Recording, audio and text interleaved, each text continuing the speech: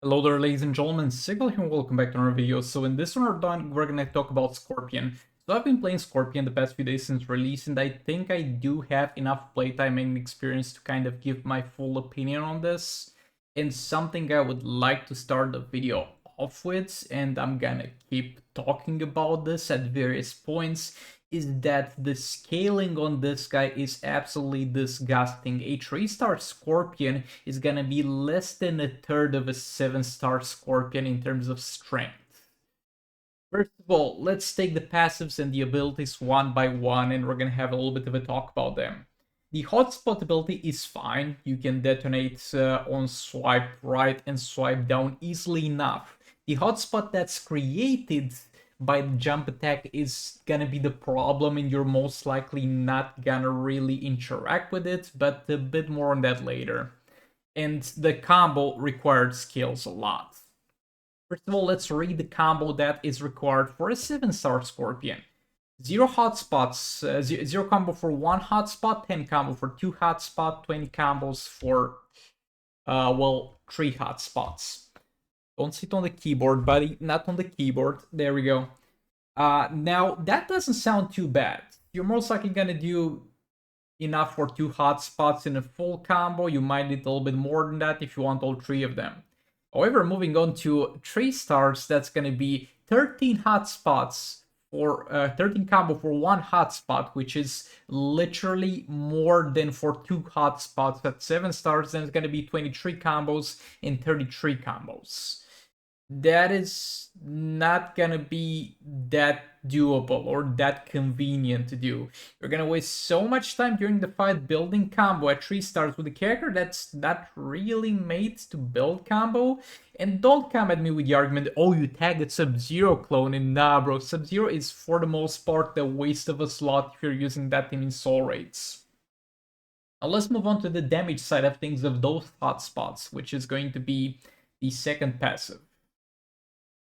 It's fine, though yet again it's kind of awkward to do the jump attack, and it's kind of awkward to do 3 swipe movements, because what you will want to do ideally, and what's going to be most likely the gameplay loop, is you're going to do a special with enough combo, then you're going to do a full basic combo, and then do another special.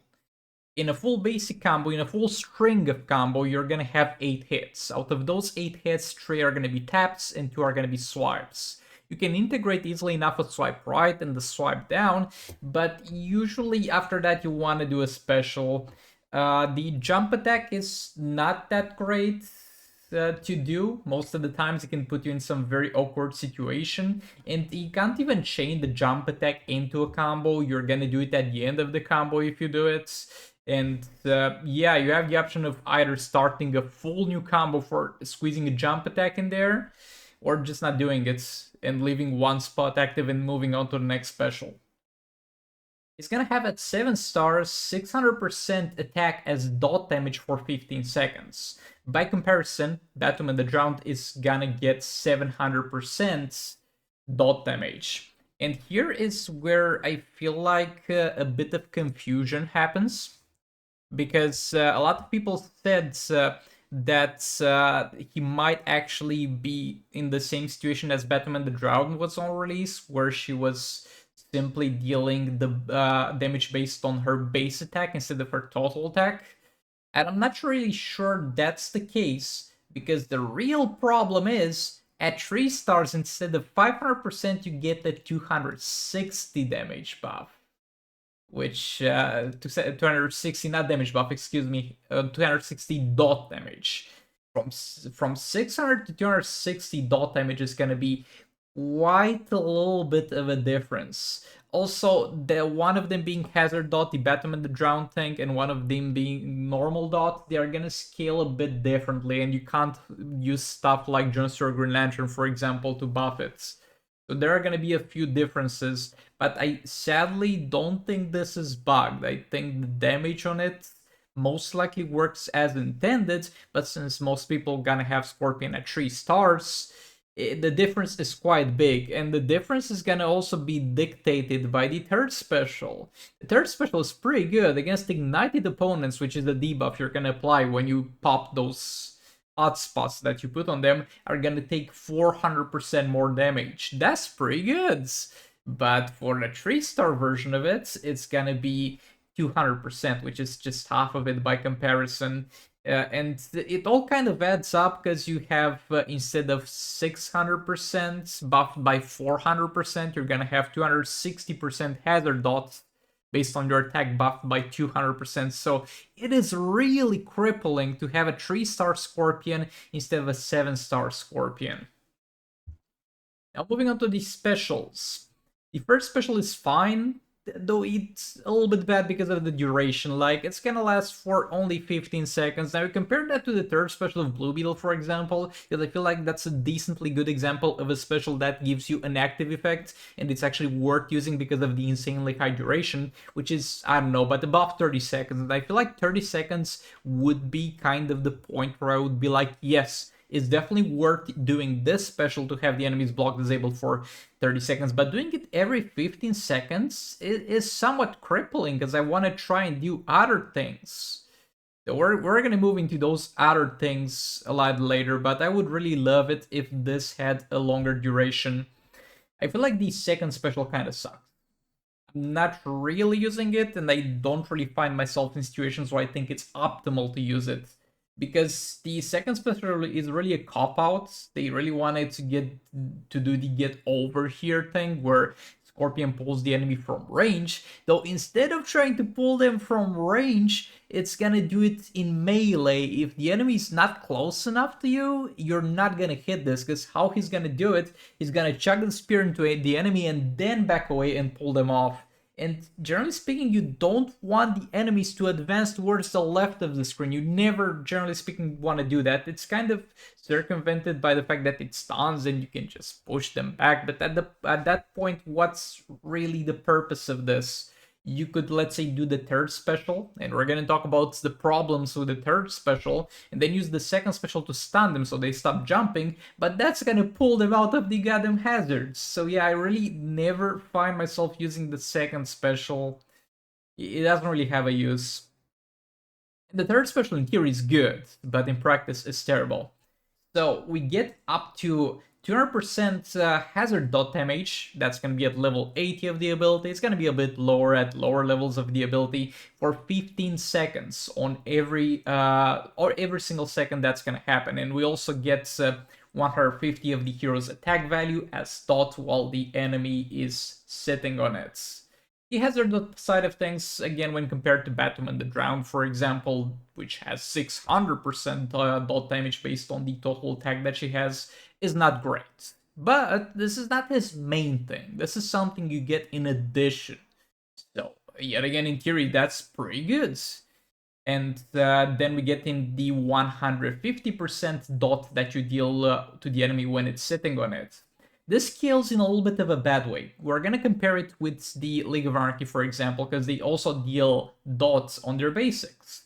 EPI is gonna give them 75% dot, while Scorpion gives them 150% dot, but the EPI dot is gonna be a lot better, because this dot that Scorpion gives while they're sitting on it, and we're gonna completely forget the fact that they even have to sit on it for this comparison. This could be active at all times, and it would still be worse than EPIs to an extent, because this is gonna be based on their total attack, which is not bad in theory, and we've seen characters work like that, like Batwoman the Drowned, but with League of Anarchy, what makes them do very well with dot on their basics is that the dot damage is gonna be dependent on the value they do on that specific hit, which means the hit itself, the tap, the swipe, the whatever you do, is gonna be buffed by crit damage, lethal damage, damage buff, and then the dot value is gonna act like a separate entity that's gonna get buffed yet again by those things.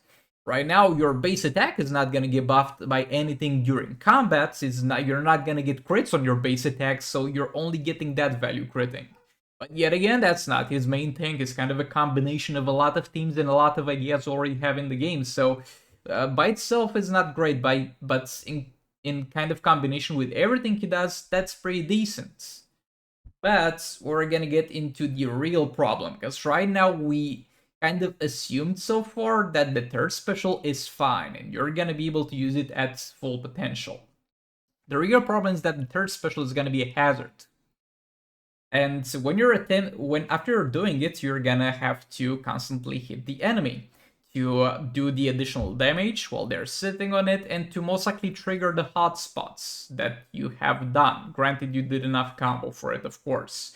So we have a special that puts you into a spot where you really need to do some tap attacks and some swipe attacks against the enemy, but at the same time it puts you in a situation where it's the most inconvenient spot you could be in the entire game to do that, because that's a hazard that sits on the ground. Do you know what the enemy tries to do whenever you put a hazard on the ground?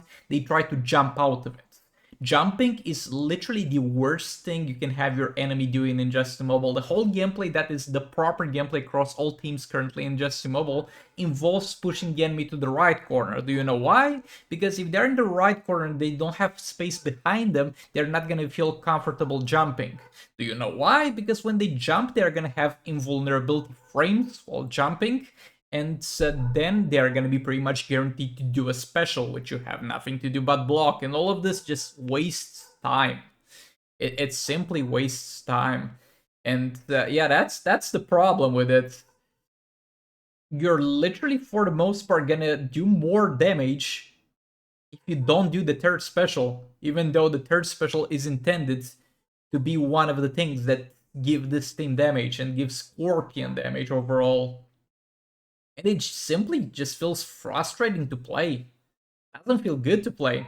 And it's a feeling I get with a lot of newly released characters, that the people who are like working on them have a very reduced ability to play the game, or very limited knowledge on how to properly play the game. And for example, I saw that with Blue Beetle. With Blue Beetle, every single one of his specials has a bad animation, because they only thought of the animation as, oh, would this be cool? You know what's not cool? That Blue Beetle distances himself away from the enemy with every single one of his special animations, opening up a situation where the enemy can jump and can use a special. And yes, you have the invulnerability on Blue Beetle on the special one.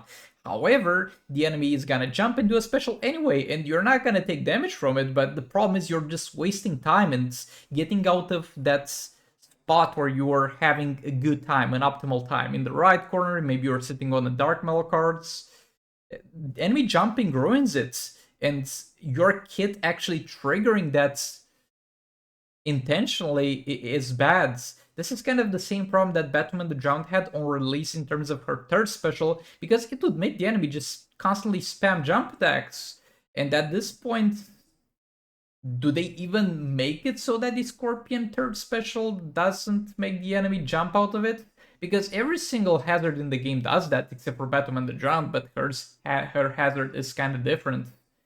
In my opinion, a good fix and a good quality of life thing for all the characters in the game, besides this video, would actually be to make it so that the enemy no longer tries to jump out of hazards. I don't think anybody would complain about this, and I think this would be a much happier time for everybody playing this game.